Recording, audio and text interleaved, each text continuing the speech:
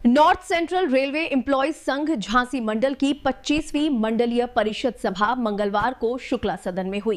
इसमें संघ ने घोषणा की कि 2026 श्रमिक आंदोलन का वर्ष होगा। सभा को संघ अध्यक्ष बीजी गौतम ने संबोधित किया और मीडिया से बातचीत की। बड़े जो फैसले लेते हैं बड़ा सोच समझ के लेते हैं और ऊपर वाला उससे ज्यादा दे रहा हूं। आप मंच पर कुर्सी की मांग कर रहे थे, पता लगा कि कल आपके लिए नेताजी के बारे में ही बात कर रहे हैं। उनके बारे में बहुत लोगों ने बात की है, वो बात करने लायक है वो।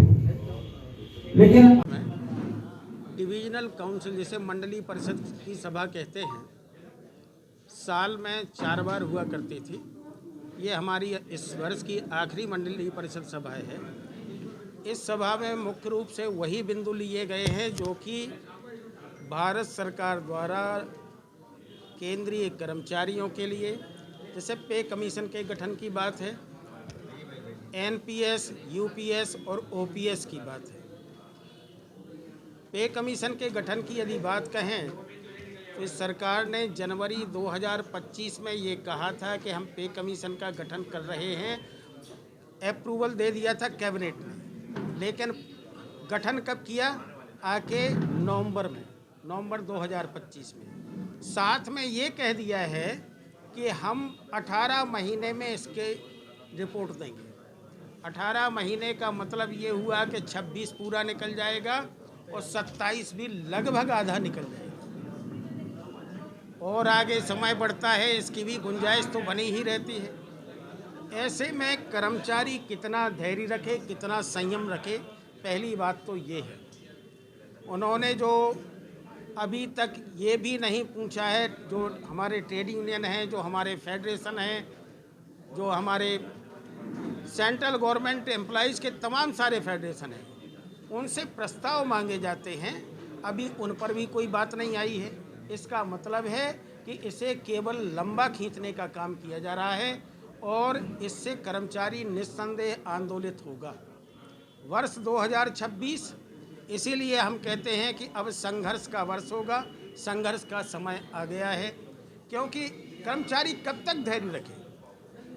ओपीएस हमारा था, पहले पुरानी पेंशन सिस्टम थी, उस सिस्टम के अंतर्गत रेल कर्मचारी, केंद्रीय कर्मचारी को ये पता रहता था कि जिस तारीख में हम रिटायर होंगे हमारी पेंशन कितनी बनेगी।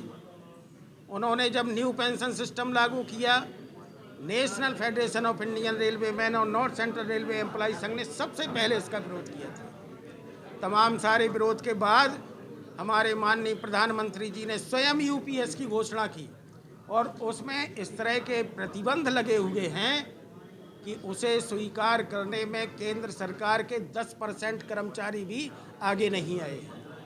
आप सोचिए, जैसे पेंशन स्कीम को स्वयं प्रधानमंत्री जी घोषित कर रहे हैं, उस पर भी केंद्रीय कर्मचारी यदि आगे बढ़कर उसे स्वीकार नहीं कर रहे, इसका मतलब साफ है कि उसमें कहीं ना कहीं कर्मचारियों का नुकसान होने वाला है, फायदा नहीं होने वाला। National federation of Indian railway man के महामंत्री डॉक्टर एम राघवैया और वहाँ के राष्ट्रीय कोषाध्यक्ष जो कि एनसीआरईएस के महामंत्री हैं श्री आरपी सिंह जी, उन्होंने ये कहा है सरकार से कि आप नाम कुछ भी रख लो, एनपीएस रख लो, यूपीएस रख लो, कुछ और रखना हो वो भी रख लो, लेकिन हमें वो सभी फ़ायदे चाहिए जो हमें पुरानी पेंशन स्कीम में मिलते हैं, और जब तक वो फ़ायदे नहीं मिलेंगे हम संघर्ष करते रहेंगे कि रेल कर्मचारियों को हम वो फ़ायदे दिला के रहेंगे। और भी तमाम सारी बातें हैं, चाहे हमारे कर्मचारियों के नाइट ड्यूटी अलाउंस की बात हो, वैकेंसीज़ की बात हो। वैकेंसीज हमारी दिन पे दिन बढ़ती जा रही हैं, नए एसेट आ रहे हैं, नई रेलगाड़ियाँ आ रही हैं, उनके लिए नए पदों का तो सृजन नहीं हो रहा, बल्कि जो सृजित पद हैं उन्हें भी सरेंडर कर दिया जाता है। आपको पता होगा कि पिछले 6-7 साल 8 साल में ही पूरा का पूरा डिवीज़न इलेक्ट्रीफाइड हो गया। हम ये बात इसलिए कहना चाहते हैं कि आप यहाँ देखते हैं पूरा डिवीज़न इलेक्ट्रीफाइड हो गया, एक भी पद नहीं बढ़ा। आप सोचिए उनका मेंटेनेंस कौन करेगा? उनका अनुरक्षण करने के लिए हमें कर्मचारी चाहिए कि नहीं चाहिए? देखिए, हमारी डिमांड है कि जितने भी पद खाली हैं वो तो भरे ही जाएं। जो नई परिसंपत्तियों का सृजन हुआ है, चाहे नई रेलगाड़ियां चली हों, चाहे नए वर्कशॉप बने हों, चाहे आपका इलेक्ट्रिफिकेशन हुआ हो, नई रेल लाइनें बिछी हों, उन सब के लिए हमें कर्मचारी के नए पदों का सृजन हो, उन पर भर्ती हो, जिससे कि कर्मचारियों पर जो बर्डन है वो खत्म हो। डिमांड पूरी नहीं होती तो फिर क्या करेंगे? स्वाभाविक है, हमारे पास रास्ता क्या है सेवा आंदोलन के? हमारे पास आंदोलन के अलावा कोई रास्ता नहीं है। और जब रेल कर्मचारी आंदोलित होता है तो आप उसका परिणाम आप अंदाजा लगा सकते हैं। कोई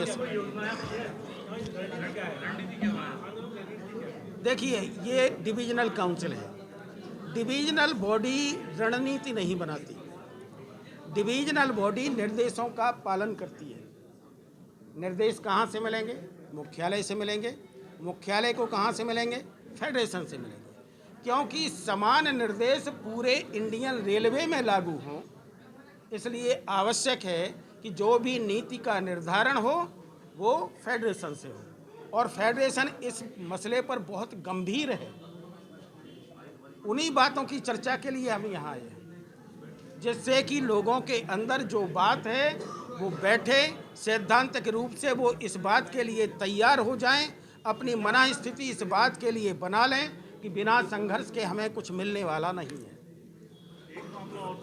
देखें, जहाँ तक यात्री सुविधा की बात है, यात्री हमारा कस्टमर है, हमारा ग्राहक है यात्री। उसे जितनी हो सकता है हम सुविधाएं दे, सरकार दे, रेलवे दे, हमें कोई आपत्ति नहीं है।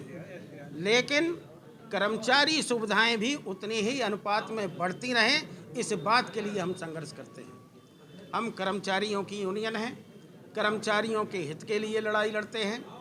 कर्मचारियों